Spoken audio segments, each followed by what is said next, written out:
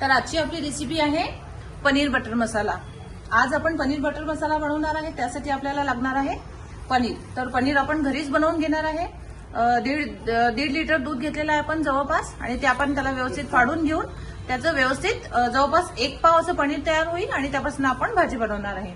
तर हे एवढे जे इन्ग्रेडियंट आहे ते आपल्याला लागणार आहे 1 पाव पनीरसाठी। यामध्ये जवळपास 2 टोमॅटो चिरून घेतलेले आहे, 3 मोठे मोठे कांदे चिरून घेतलेले आहेत, त्यानंतर हे आहे आलं लसूण, एवढा काजू, आणि हा मसाला हा आपल्याला भाजीसाठी लागणार आहे। जिरं आणि बाकी तिखट या सगळ्या गोष्टी आपल्याला लागतील। तर आता आपल्याला करायचं काय आहे, तर हा जो कांदा आहे आपल्याला अजिबात भाजायचा नाही आहे। हा असाच्या असा कांदा आपल्याला मिक्सर पॉट मध्ये घ्यायचा आहे आणि हे पूर्ण पेस्ट करायची आहे। कांदा, त्यानंतर आलं लसूण, टोमॅटो आणि काजू या सगळ्याची आपण पहिले पेस्ट करून घेणार आहे।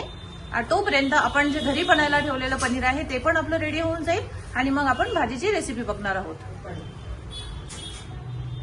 तर हे बघा, हे आपलं पनीर रेडी झालेलं आहे घरी बनवलेलं। आता आपण याला स्लाइस मध्ये कापून घेणार आहे आणि त्यानंतर आपण आपली भाजीची कृती तयार करणार आहे।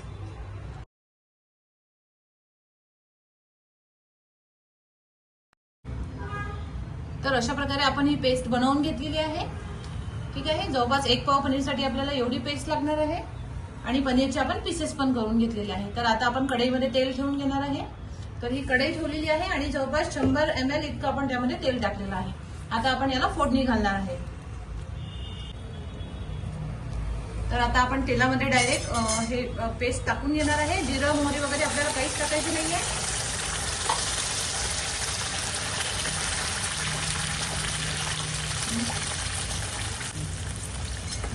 तर आपण हे असं हलवून घेणार आहे आता व्यवस्थित। याला तेलात होऊ द्यायचंय आणि यामध्ये आपल्याला अजिबात पाणी टाकायचं नाही, त्याला पूर्णपणे तेलातच आपल्याला व्यवस्थित शिजवून घ्यायचं आहे। आणि जसं जसं ते तेलात शिजणार तसं तसं त्याचा कलर सुद्धा चेंज होईल। हाय फ्लेमवर शिजवून घ्यायचं आहे। एक वेळेस पूर्णतः मसाला हा शिजून पूर्ण झाला की त्यानंतर मग आपण यामध्ये तिखट आणि बाकीच्या गोष्टी टाकणार आहे। ठीक आहे, तर असा हा मसाला आपण थोडा शिजवून घ्यायचा आहे अशा प्रकारे हाय फ्लेमवर। त्याला सतत हलवत राहायचं आहे जेणेकरून खाली लागणार नाही।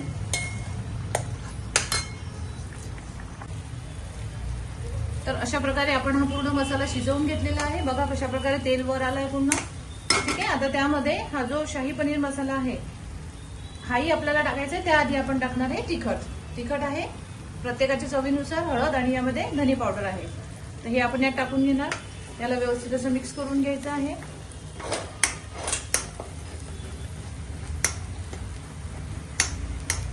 ठीक आहे,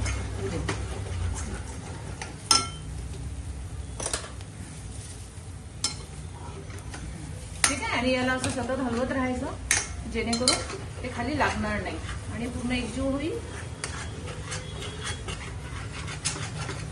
अशा प्रकारे व्यवस्थित त्याला तेल पण असं व्यवस्थित वर येईल आणि चवेमध्ये पण फरक पडतो। आणि आता हा शाही मसाला आहे याला थोडंसं दुधात मिक्स करून घेतलेला आहे। डायरेक्ट नाही टाकायचा, दुधात टाकायचा। दुधात टाकलंय त्याला। आता हे पूर्ण आपण असं मिक्स करून घेणार आणि याला लो फ्लेमवर याला थोडा वेळ शिजू द्यायचं आहे आपल्याला। त्यानंतर आपण यामध्ये पाणी टाकून व्यवस्थित याला बनवून घेणार आहे।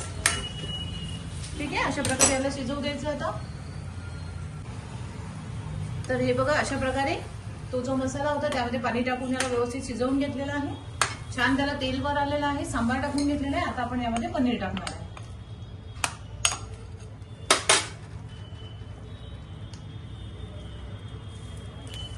बघा घरी बनवलेलं पनीर किती छान तयार झालेलं आहे। आपण बघतो मार्केटमध्ये खूप भेसळयुक्त पनीर आपल्याला बघायला मिळते। मी पनीर घरी कसं बनवायचं त्याची पण रेसिपी टाकलेली आहे, आपण नक्की बघा आणि नक्की ही रेसिपी घरी ट्राय करून बघा। पनीर बटर मसाला लहान मुलांना पण खूप फेवरेट आहे आणि मोठ्यांना पण। ठीक आहे, तर अशी प्रकारे आपली जी भाजी आहे ती रेडी झालेली आहे।